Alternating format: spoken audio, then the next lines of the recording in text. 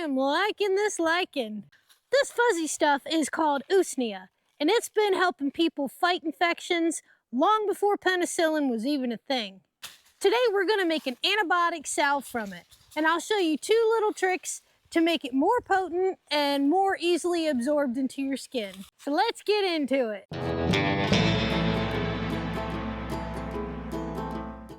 Usnea only likes to grow where the air quality is good. In my part of Alabama, I find it growing mostly in oak trees. It is a very slow growing lichen, so it's best not to harvest it right off the tree. Once you get some kind of storm that has wind in it, a lot of it'll knock to the ground, and that's when I usually swoop in and pick up the scraps.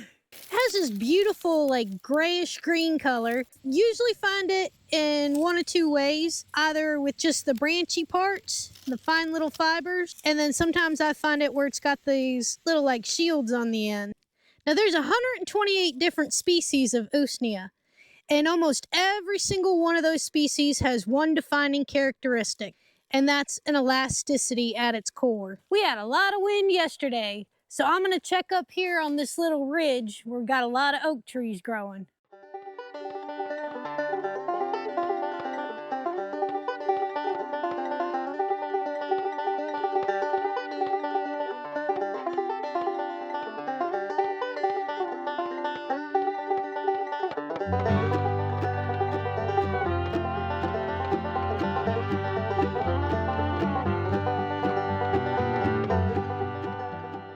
We're gonna take what we got and get back to the house and get to making.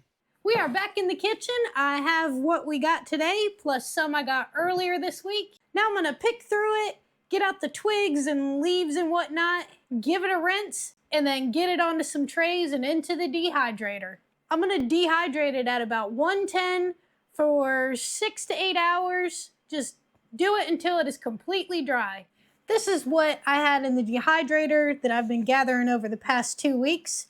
So for today's recipe, I'm going to be using a ½ cup of chopped and loosely packed Usnea.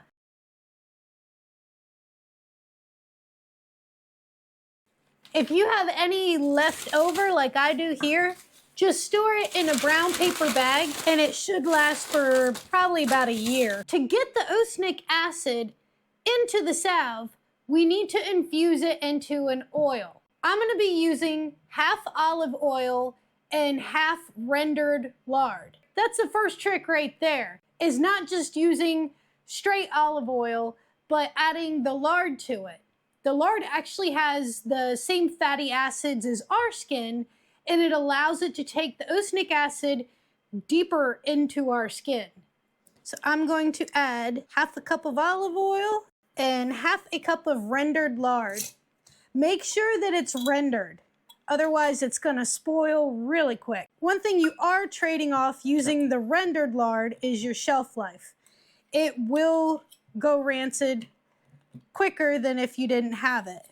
One way you can offset that would be to add some vitamin E oil to it, and that would help preserve it a little bit longer. But even with the lard, it should last 6 to 9 months. Just keep checking it for any kind of off smells. And now for the infusion part. Usnea is a lot tougher than some of the other things you might be infusing, like plantain or goldenrod or something like that. It needs to be infused at a very low heat for 8 to 12 hours. I actually do 12 hours. But here's where the second trick comes in. Halfway through, after 6 hours on a very low heat in a double boiler, I turn off the heat and let it cool down completely, usually overnight. And then the next day, I turn it back on and let it go for another 6 hours and it heats back up. What this does is it kind of works as a pump. As the Usnea cools, it takes in a lot of the oil. And then once you heat it back up, the oil pushes back out of it. So it's kind of flushing the Usnea and you get a much higher potency this way. I'm gonna get this on the heat in my little homemade double boiler. It's not gonna be at a simmer, it is gonna be below a simmer, just a slow and steady, probably about 120 to 140. And I'm gonna let that go 6 hours, turn it off, let it cool down overnight, and then go again for 6 more hours. Make sure you give that a stir every once in a while just to keep everything coated in oil. But I actually have some here.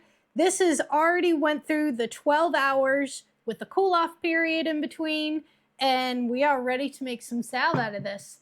So I'm gonna get this strained, just using a doubled over rag over this jar, and I'll pour the oil into it and strain out the Usnea. We have about 200 grams of the Usnea oil, and I'm doing a 1:5 ratio with the beeswax to make a softer kind of salve. So 1 part of beeswax for this would be 40 grams. So I'm gonna get the beeswax measured out and put in here, and we'll get it back on the stove and melt it down. Before you pour, make sure you wipe your jar off so that none of that moisture gets into your little jars.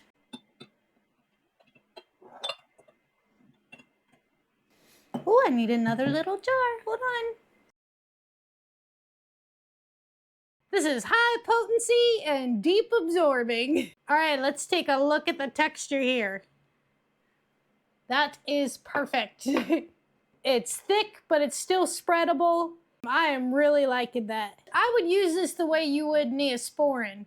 Just clean your cut, put a little bit of it on there, and give it a nice little bandage. Now you have your own natural antibiotic salve. Make sure you look into Usnea and make sure that this kind of medicine is right for you.